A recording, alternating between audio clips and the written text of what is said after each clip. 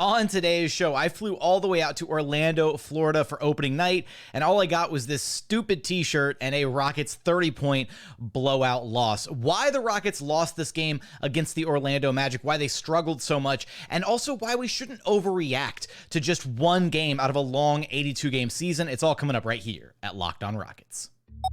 This is Mission Control, Houston. Ignition sequence start. Throw it up to Jalen Green. Sengun here in the short row. Oh my, that's the no-look.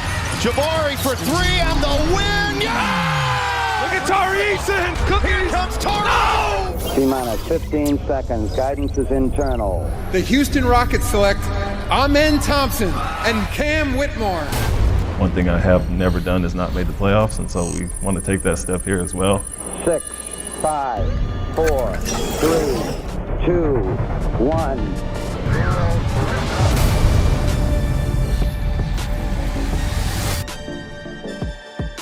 What's up, and welcome to another edition of Locked On Rockets, your daily podcast home for everything Houston Rockets basketball. As always, I'm your host, Jackson Gatlin, native Houstonian and credentialed media member. I'm also the host of Locked On NBA Mondays. Be sure to follow along on Twitter at JT Gatlin, and the show, of course, at Locked On Rockets, free and available wherever you listen to your podcasts. And as always, thank you so much for making Locked On Rockets part of your day every single day, whether it's on your way to work, on your lunch break, in the gym. Shout out to all of our everydayers. Thank you for making Locked On Rockets part of your day every single day. Now, today's episode is brought to you by Prize Picks, the easiest and most exciting way to play daily fantasy sports. Go to prizepicks.com/LockedOnNBA and use code all lowercase LockedOnNBA for a first deposit match up to $100. Tell you what, guys, this is not how we wanted the Houston Rockets season to start. A 116-86 loss on the road opening night against the Orlando Magic. Another young up-and-coming team, a game in which you thought, hey, these are two relatively evenly matched teams. It should be at least a somewhat competitive game. And lo and behold, the Rockets get completely blown out of the water. So we're going to get into, I want to get into why the Rockets got blown out and kind of some of the issues that they were facing in this game. We'll get into some of the main reasons for this loss. There was a little bit of good within a lot of the bad from this opening night, but I do want to stress the importance here from the jump that we shouldn't overreact. We shouldn't have, sky is falling, everything is ruined type reactions to just one game, literally the first game of the season. I want to stress that when Ime Udoka took over the Celtics, that Celtics team struggled all the way until January of that year before they finally were able to right the ship and then made it to the NBA Finals later that season. They were basically an all-time historically great team from like January on, once the lessons kind of started to sink in that Ime Udoka was trying to teach that group. So this was not going to be an overnight process. This was not going to be a Rockets team that was going to come out of the gate firing on all cylinders. It's going to take some time. There's going to be some growing pains, and they're going to have some issues. One of the things that I was able to observe being there in Orlando, and the seat that I was in, I was sitting on the, if you were watching on TV, I was like on the left baseline, seriously, like 25 feet away from the Rockets bench. And before the game, Ime had mentioned that he's not the type of coach that is going to bench somebody for, one or two mistakes or a couple missed shots or whatever, and that, these young, especially the young guys, need a chance to learn and grow through some of their mistakes. And over the course of this game against Orlando, there were a lot of mistakes being made. There was a lot that needs to be cleaned up from this Rockets team. After the game, Ime Udoka said that this was easily their worst performance as a team, coupled with a lot of the worst individual performances from players all up and down the roster. So collectively, just not a great showing for this Rockets team. I expect them to bounce back in a big way in their next game against the San Antonio Spurs. But throughout the course of this game, every single time, Ime was subbing guys in and out, he would grab Jalen, grab Jabari, Sengun, Amen, and just have these conversations with them, right? Pointing things out to them. As we know, during free throws, during a dead ball, just basically showing them, hey, this is what needs to happen next, or hey, you messed this up, fix this. Or sometimes Ime would call a timeout and he'd immediately go straight to the player that he needed to address something with, whether it was defensively with Alperen Sengun or explaining to Amen, hey, this is the read that you missed on this last play. A lot of these things were just moments, very teachable moments for this Rockets team. And I do think that Rockets fans have been through a lot these last few years with the rebuild, and especially how bad last season felt. And it's been a really rough go of it for these last couple of years. And so I think there's been an immense amount of expectations kind of placed on this team, the start of phase 2, all that.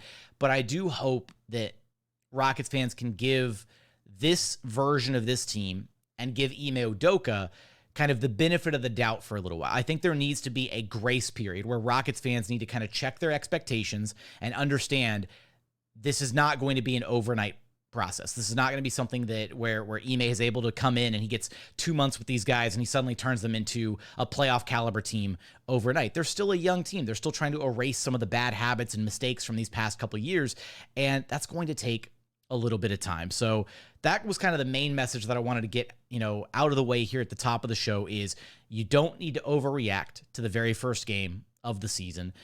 There was a lot of bad in this game for sure. There was also surprisingly a decent bit of good throughout this game. Some pleasant surprises. There's some stuff that can be taken from this game, I think, and worked on and improved upon going into the next game and moving forward with this Rockets team with this schedule. So at the end of the day, this is a very young team. They still have a ton of growing to do. And just because they were, they looked really good in preseason and it didn't translate over into game 1, credit to the Orlando Magic. They came out and they were the aggressors in this game. And that's what Ime Udoka spoke about a lot post-game, is that they were the aggressors in this game. They came out, they kind of punched Houston in the mouth, and the Rockets didn't really know how quite to respond to that. And in fact, they actually did respond pretty well in the second half of this game until kind of the turnovers and some of the offensive rebounds came back to haunt them. And that's what I want to get into, is a little bit of the game flow, a little bit why the Houston Rockets struggled so much in this game, specifically, Jalen and Jabari, and how they just flat out have to be better than they were in this game for this Rockets team to have a chance to do some big things this season. Want to get into all of that and so much more coming up here in just one moment. First, today's episode is brought to you by Ibotta.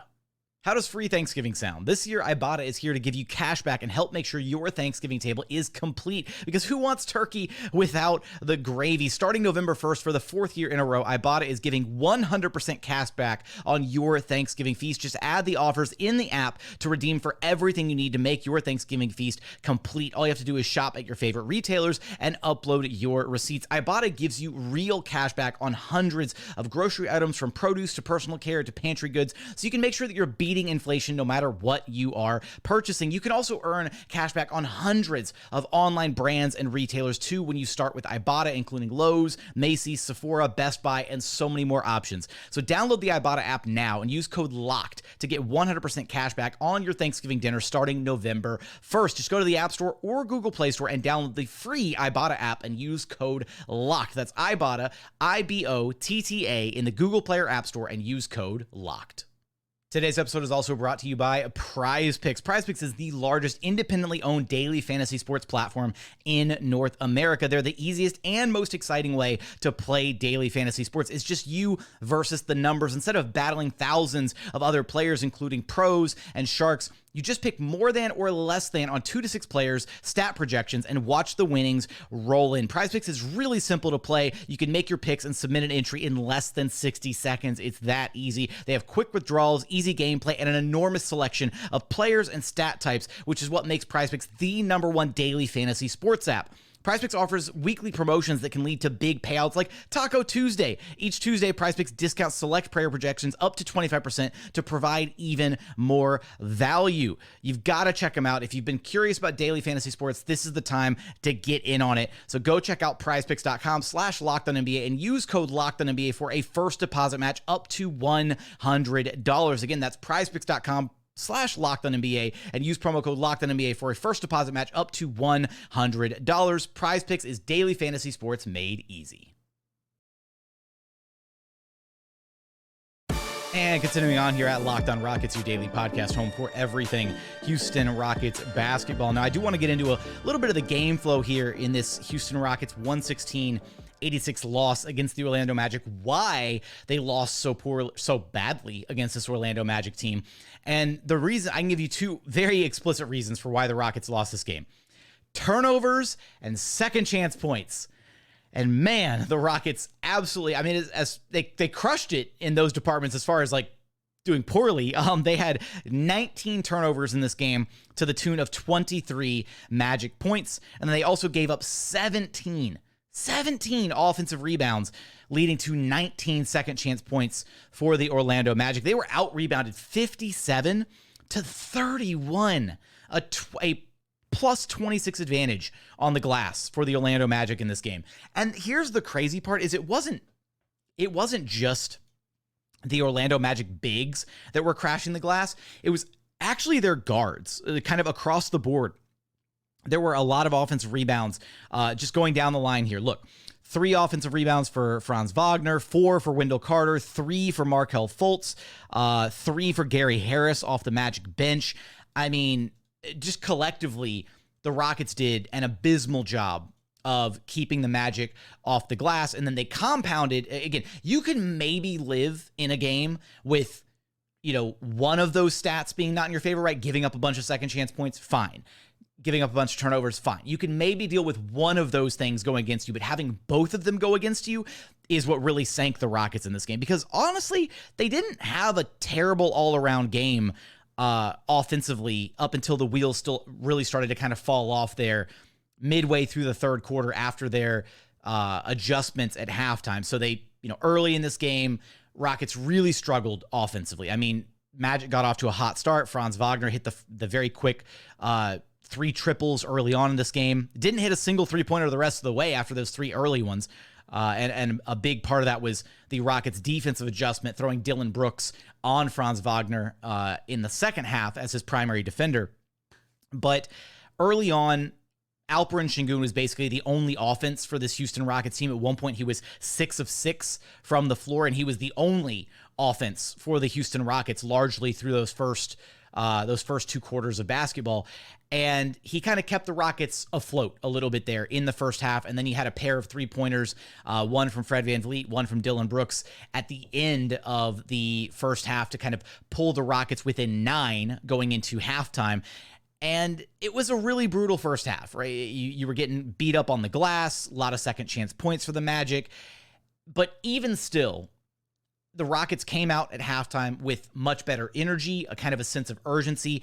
And for about 5 or 6 minutes there, it looked like they were playing the right way. It looked like, oh, hey, they woke up and they started playing the right way. They got back into it. They pulled the game within 1 point after a flurry of 3-pointers to start that half, including a pair of 3s from Dillon Brooks, a pair of 3s from Fred VanVleet, some really great passing on display from Alperen Sengun. They started the half with a Alperen Sengun dime to Jabari Smith Jr. on a cut, which there was very little ball movement, very little, cutting, a lot of stagnant offense in that first half. So it was almost like the Rockets kind of woke up and they were like, hey, let's get back to playing how we were in the preseason with sharing the basketball and moving things around and getting good looks, good shots offensively.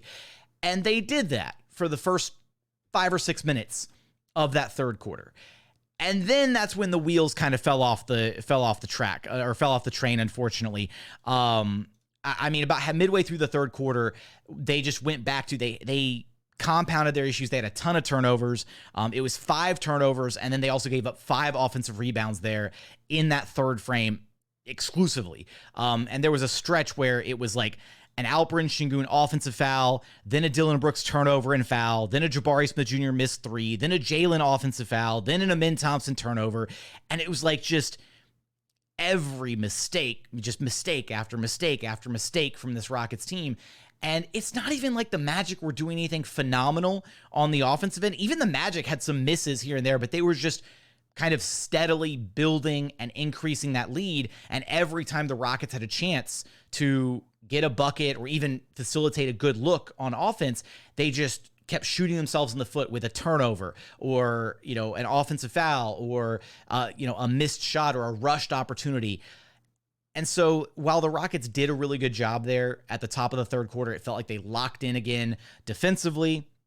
Felt like they were sharing the basketball. And again, it doesn't hurt when you suddenly catch fire from three to pull yourself within, within one possession in a game. They just got back to some sloppy basketball. And again, you have to give some credit to a lot of credit to the Orlando Magic defense, because they were really pressuring the basketball. I think that the Rockets weren't ready for some of the physicality, some of the aggression that the Magic kind of played with in this game. There were a lot of moments where it felt like, at times in the pick and roll, the Magic were, just all over Fred VanVleet in the pick and roll. They were all over Jalen Green, Amen Thompson, a lot of, ugly turnovers there. Just a really tough all-around game. I don't think the Rockets were as prepared for how difficult it was going to be facing the Magic in this game. The Magic definitely came out with a lot more energy. They were the more intense team, playing with some urgency. And that kind of showed, right? They got every 50-50 ball. They were the aggressors as far as offensively. It felt like they were really hustling for every rebound, doing all the dirty work. And then, on the Rockets side of things, especially in the first half of this game, there was just like, Jabari has to be better. He was getting beat a lot defensively, whether it was Franz, whether it was on switches with other players. He was getting used and abused on the defensive side of the floor. There were moments where he was caught ball watching and not boxing out for rebounds, which is what led to some of the offensive boards. Alperen Sengun, left a little bit to be desired defensively. The Rockets were running him in drop coverage this game rather than switching everything, which is what they had been doing up until this point, was switching pretty much all their actions. And in this game, there was a lot of drop coverage by Alperen Sengun, and unfortunately, there were even some moments, some miscommunications here and there, as well as just, it felt like the Rockets just had a lack of rim protection from both Sengun and Jabari. It just felt like the Magic were the bigger, stronger, more dominant team inside in this game. As far as points in the paint goes, the Magic for the game had 54 points in the paint. And then in that third quarter specifically, where the Rockets were able to lock in a little bit more defensively, the Magic were just 1 of 7 from three, but they managed to go 12 of 17 inside the three-point arc in that frame. Because again, it felt like the Rockets had very little resistance inside as far as protecting the glass or protecting the basket and grabbing rebounds on the interior. And this is a game where you sorely missed a guy like Tari Eason, who, his physicality would have been amazing against guys like Paolo Banchero, like Franz Wagner, because you only have so many guys that can kind of play that really physical style. Dillon Brooks is one of them. Jae'Sean Tate is another one. And there were some moments where Ime Udoka elected to run Dillon Brooks and Jae'Sean Tate at the same time together as like the 3 and the 4 on the court. And in those moments, when you have two guys like that who can be incredibly physical, who play a little bit bigger than they really are, and can kind of make some things uncomfortable for the other players on the roster, I think it kind of helped. But you also need more from the other players on the roster, right? You can't expect, the Rockets don't have just one guy on the roster that can be in charge of getting every single rebound. And again, so many of the offensive rebounds, so many of the second chance points for the Magic were generated by their guards, by the fact that you had guys like Markelle Fultz, like Gary Harris in there crashing the glass, because the Rockets guards, Fred VanVleet, Jalen Green, Amen Thompson, even at 6'7", weren't doing a good enough job of, crashing the glass as a team. They weren't rebounding by committee. And that's something you have to do, especially when you're a smaller team, which the Rockets are, going up against a bigger team, where the Magic have size at every single position. The Magic were bigger at every single position than the Rockets were. So those were pretty much the two main reasons for why the Rockets lost this game. The turnovers, kind of shooting yourself in the foot there, and some of them even unforced. Like, that's the problem, is there were some seriously unforced turnovers in this game that really hurt the Rockets. And then again, the second chance points, the offensive rebounding by the Magic, just kind of compounding mistakes where, the Rockets actually, for the most part, I think they had some decent defensive possessions in this game. It's not like they were just turnstiles defensively. There were some moments where guys were locked in. Jabari had some good defensive possessions. Dillon had some really good ones. Jae'Sean Tate had some really good ones. Alp had some good defensive sets, or some good defensive possessions, I should say. But what sucks is when you get a good defensive stop, you force a miss or you force somebody into a bad shot, and then you don't recover the rebound, right? And you give up that easy putback opportunity where you let the offensive team reset with a kick out, get those second chance opportunities. That really sucks. Those are backbreakers because you play 10, 15, 20 seconds of good defense, and then you can't close it out with a rebound.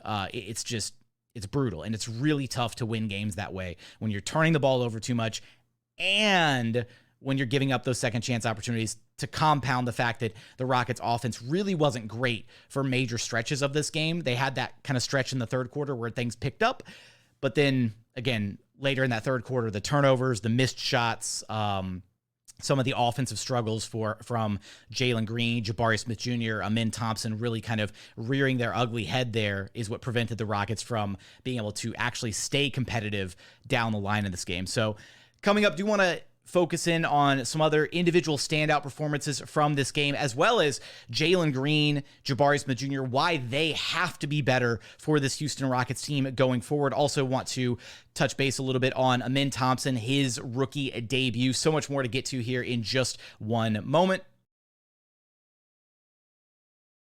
First, today's episode is brought to you by FanDuel.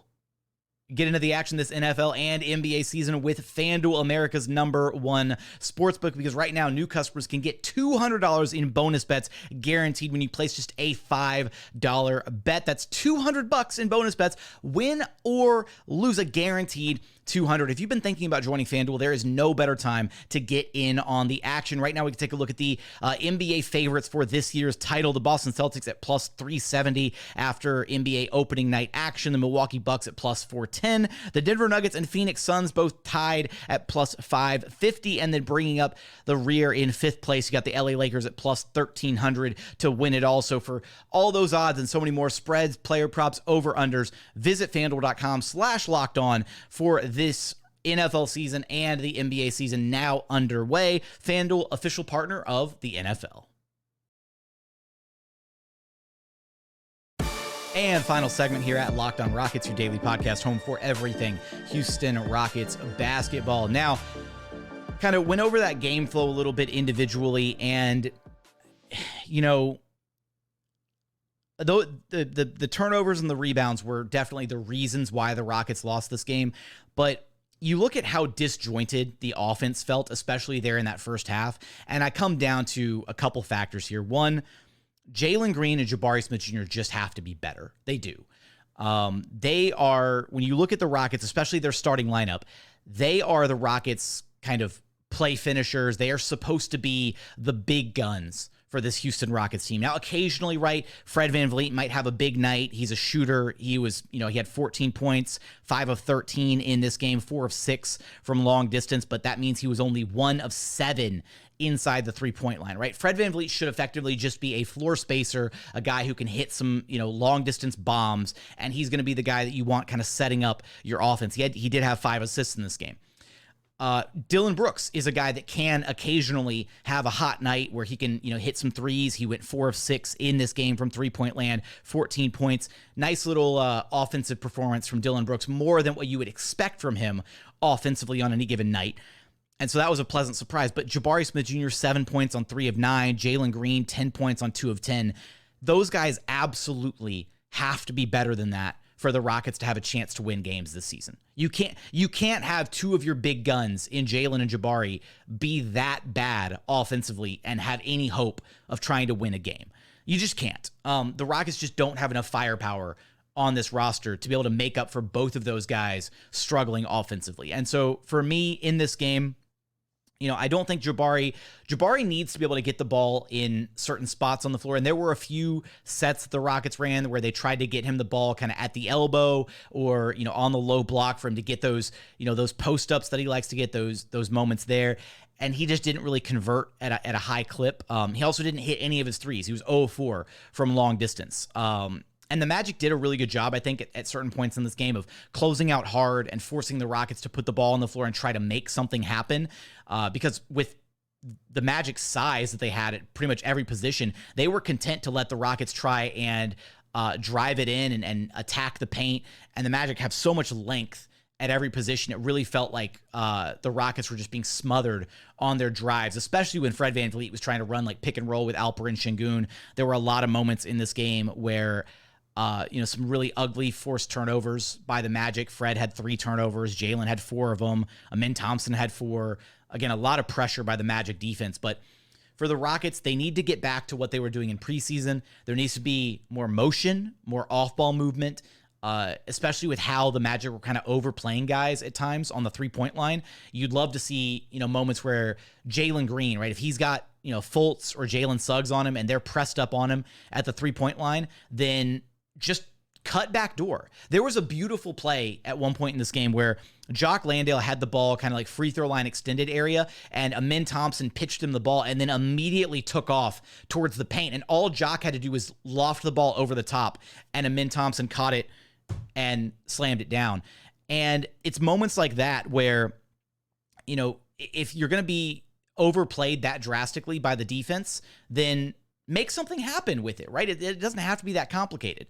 So I do think that the Rockets need to have more motion offensively, and they need to kind of get some better opportunities, I think, for Jalen and for Jabari. Now, again, both of those guys just have to individually be better. I think that there were a lot of kind of unforced errors, especially from Jalen Green in this game. Some of it from Jabari was just a little bit of lack of usage, I guess. Again, he needs to step it up on the defensive side for sure. Needs to be more of a presence on the interior. Needs to play bigger for sure, especially on the glass. And then offensively, he's going to have to hit the shots that he's given.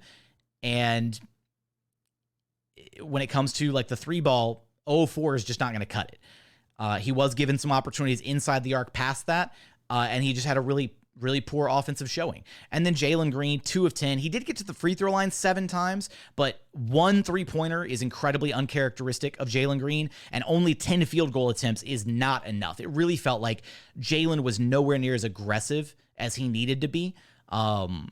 Again, there's not a world where Jalen should ever pretty much attempt less than 20 field goal attempts in a given game, especially for this Rockets offensive team, for how badly they need play finishers, for how badly they need guys who can just put the ball in the bucket. Jalen has to be that guy for this team. He can't shy away from it. He can't have moments where, the defense is, really getting physical and I'm just going to, kind of be very cavalier with the basketball. No, he has to be the best offensive piece on the floor for this Rockets team, or he's not doing his job. That is exclusively his job, is to be the offensive engine for this team, to be the play finisher, to be the tip of the spear, to be their 20-plus point per game scorer every single night. That's Jalen's role on this team, and he has to be able to deliver in that. Otherwise, this Rockets team is going to struggle this year.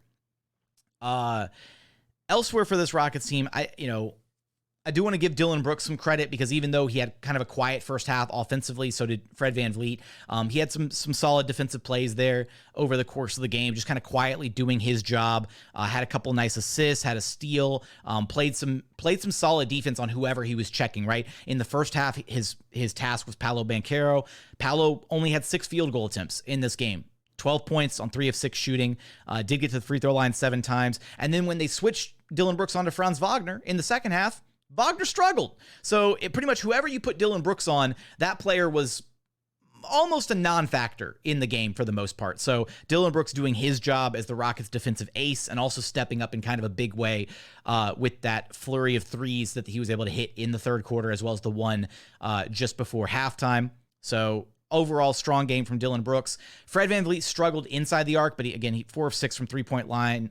You like that. He did have 5 assists. I think Fred was trying his best, but there was it was just really tough. Like, again, for all the size that the Magic were able to throw at him, you were watching him try to operate in the pick and roll, having multiple, 6'8", 6'10" defenders kind of all around him, blocking passing lanes. The spacing at times was really horrendous for the Rockets with very little movement. It made things really tough for him to get anything done, unfortunately, especially in the pick and roll. So I think Fred did the best that he could, given the limitations of this team in game 1. It's also worth noting that I had this stat pulled up that I wanted to share. Fred VanVleet, the Rockets were -1 in 28 minutes with Fred VanVleet on the floor during the game's first 3 quarters. They were -17 in the 8 minutes that Fred was on the bench. That's how poorly the Rockets played when Fred wasn't in the game versus when he was in the game. So, and that kind of leads me to the final thing that I want to discuss here, which is Amen Thompson. And this kind of should be the perfect way to put a bow on this episode, because it goes back to what I was saying in the very first segment about don't overreact, give this team some time, give them a grace period, if you will, of like, I'd say at minimum a quarter of the season, but probably more so like half the season before you can really have an understanding of who this team is and whether they're going to be good or bad this year, that kind of thing. Because unfortunately, they are relying on Amen Thompson, a rookie, to have a very big role for this Houston Rockets team running that second unit. And in this game, he had the rookie jitters. Like, there's no other way to put it. Look at what happened. He played 21 minutes. He had 8 points on 3 of 10 shooting. He was 1 of 7 from three-point land. He had 5 rebounds, 2 assists, and 4 turnovers. And a couple of the early turnovers, right? Some ball pressure from the Orlando Magic defense. Amen just looking, a little frazzled early on in this game. And I think it was after those first couple early turnovers, his confidence was shot a little bit, because there were moments where he was out there and the Magic defense was just completely ignoring him on the perimeter. Like, they were giving him a pretty strong like buffer zone of space to do whatever he wanted. And he was afraid to shoot the basketball for moments. He was overly unselfish sharing the basketball. There was a point where the Rockets kind of had that secondary lineup out there with no like play finisher, where again, Jalen and the lack of aggression in this game was really on display. But, it'd be like Amen Thompson, drive and kick, Jeff Green, drive and kick, Reggie Bullock, one dribble, pull up, nothing there, pass, Jae'Sean Tate, drive and kick. And it was like, okay, somebody has to be willing to shoot the basketball. And I do think as the game went on, Amen kind of broke out of that, that slump, that moment where he was like, a little maybe anxious, a little nervous, still had a few more turnovers the rest of the way, finishing with 4 turnovers in the game.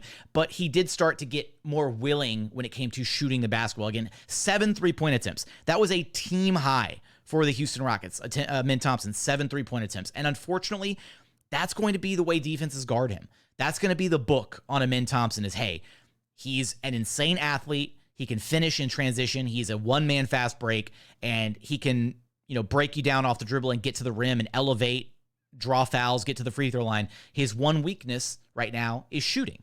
So he doesn't have to be a 35, 40% free throw shooter right out of the gate, but he has to be able to make defenses pay if that is how they're going to guard him. If you're going to give Amen all of that space, then he has to be willing to and able to knock down some threes to then open things up for the rest of his game and for his teammates, because basically whoever was guarding Amen was almost like a free safety defensively, where they basically didn't have to worry about him when he didn't have the basketball. And even when he did have the basketball, they were just sagging so far off of him that it almost didn't matter whether you were running pick and roll, whether he was trying to just get downhill without a screen.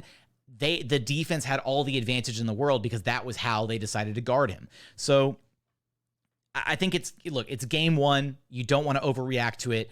Amen, despite the fact that he comes in very, incredibly mature and seems like he's a, pretty, I wouldn't say pretty polished prospect right out of the gate, but that, he's capable of some high-level contributions. He's going to have his moments. He's still going to be a rookie. He's still going to hit moments where he's going to struggle. Wemby struggled in his debut. Scoot Henderson struggled in his debut. These are rookies. They need a little bit of time to adjust to the NBA landscape. And I think it kind of goes back to what I was saying there in the first segment, but Ime Udoka is going to take a look at film. The Rockets are going to go through practice footage. They're going to look through exactly all the mistakes that were made. They're going to adjust, and they're going to get this thing right. I don't think this is the same situation where you're going to see a bunch of these exact same mistakes being made in this very next game against the San Antonio Spurs. Ime Udoka is going to sit down, tell these guys, hey, this needs to improve. This is what we got to do better. Boom, boom, boom. And I think we're going to see a very different Rockets team take the court Friday night against the San Antonio Spurs. So that's my initial recap and reaction of the Rockets opening night game against the Orlando Magic. A less than desirable outcome being a 30-point blowout loss on opening night. However, give the Rockets a little bit of a grace period. Give this new team, give Ime Udoka a little bit of time to try and figure out what this team can be and what they should be. I think they have kind of earned the benefit of it. Maybe not earned is the right word, but I think they should be given the benefit of the doubt, much the same way that Steven Silas was given quite a bit of grace as the Rockets head coach these last 3 years, right? The very first year was the transitional year, the wow factor, all of that. And we kind of crumpled that year up and tossed it to the side. And we're like, all right, it doesn't count. Forget about it. Then he was given a lot of grace that first year with Jalen Green, Alperen Sengun, their rookie seasons, and there were still some frustrations, but it was the idea of, hey, this is a young team, they're trying to build towards something, all that. I just don't want the negativity from the past couple years to impact the way that this team is received by Rockets fans. I think they should be given a level of grace, a period of time to try to come together as a team before fans start turning on them after just one game. So with that, that's going to do it for this episode. As always, thank you so much for checking out the show. If you haven't done so yet, please consider subscribing wherever you listen to your podcasts or on YouTube. Just search Locked On Rockets, like, comment, subscribe, all that great stuff. Give me your thoughts on the Rockets season opener. Are you overreacting? Is the sky still falling for you? Did this episode help calm you down a little bit? Let me know in the YouTube comments. But as always, thank you so much for watching. Thank you so much for listening. And we look forward to having you back right here at Locked On Rockets, your daily podcast home for everything Houston Rockets basketball.